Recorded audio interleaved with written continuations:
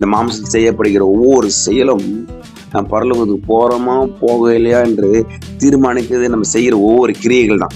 ஏனென்றால் சரீரத்திலே அவனவன் செய்த நன்மைக்காவது தீமைக்காவது தக்க பலனை அடைபடிக்கு நாம் எல்லாரும் கிறிஸ்துவின் நியாயஸ்தானத்திற்கு முன்பாக வெளிப்பட வேண்டும்.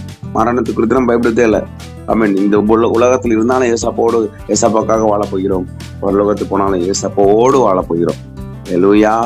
அதனால நீதிமான்களுடைய மரணம் கர்த்தருடைய பார்வைக்கு அருமையானதான். நாம் தரிசித்து நடவாமல் விசுவாசித்து நடக்கிறோம்.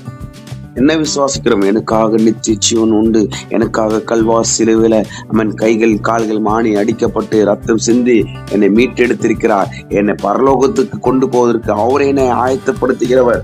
ஆவி என்ன மச்சாரத்தை என்னை கொடுத்திருக்கிறார். ஆமேன். இந்த உலகத்துக்குரிய காரியங்களை பார்த்து குடும்பத்துக்குரிய காரியங்களை பார்த்து ஆமேன் அதிலே நாம் வாழ்ந்து கொண்டிருக்கூடாது.